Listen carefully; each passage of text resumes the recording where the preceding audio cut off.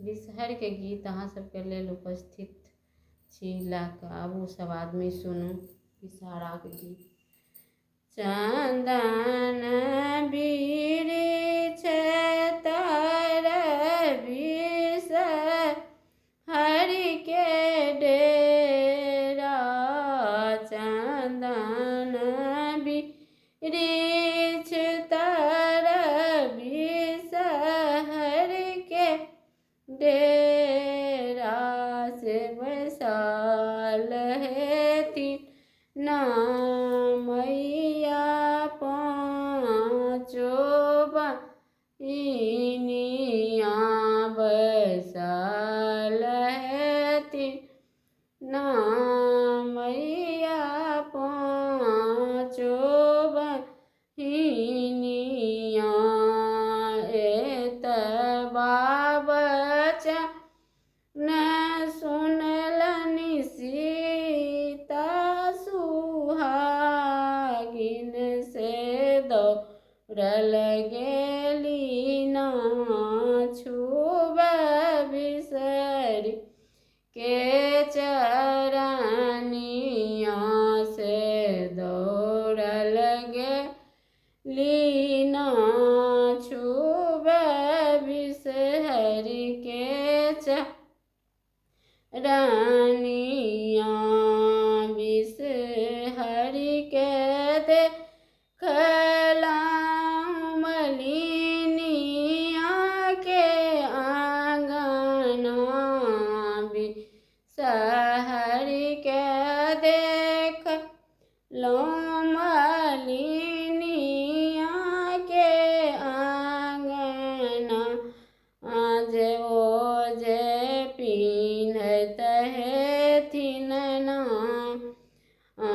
सखी हे फूलबा के माला, ओ जे पिन्हैत हेथिन ना मैया फूलबा के माला।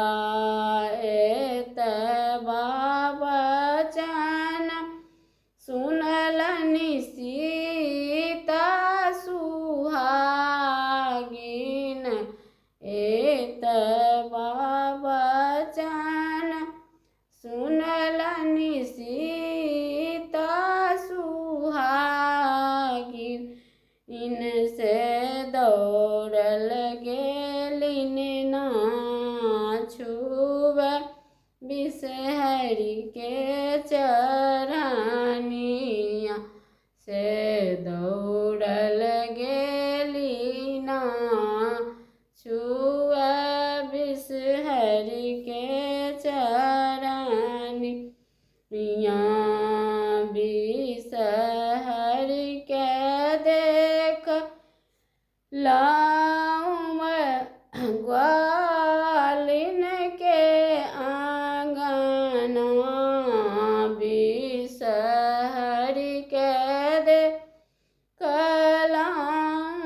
ग्वालिन के आँगना, ओ जे पीबैत हेथिन ना मैया दूध के ढार, से लैत हेथिन ना मैया दूध के ढार।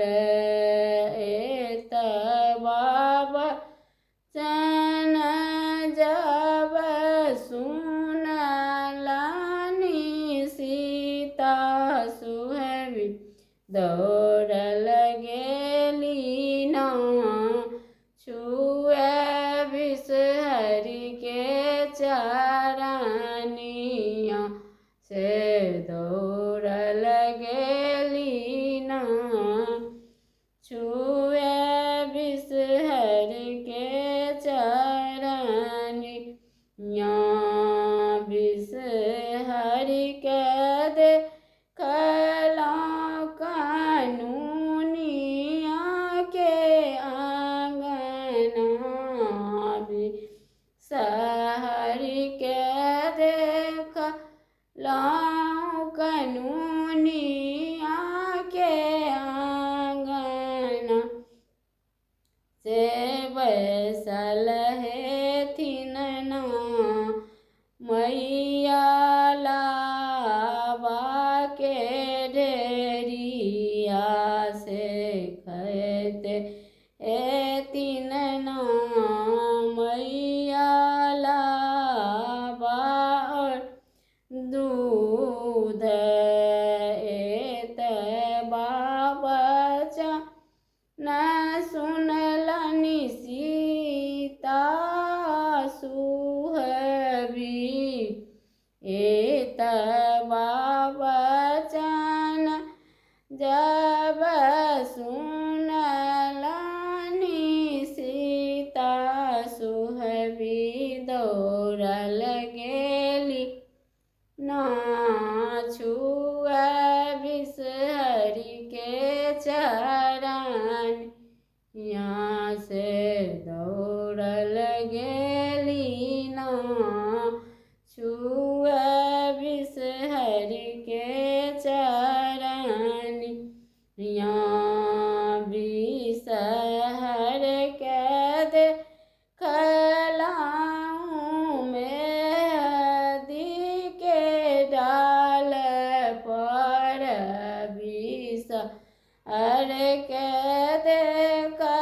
देखलाऊं मेहदी के डाल पर झूलत हेथिन ना मैया पाँचो बहिनिया से झूलत हेथिन ना मैया पाँचो बहिनिया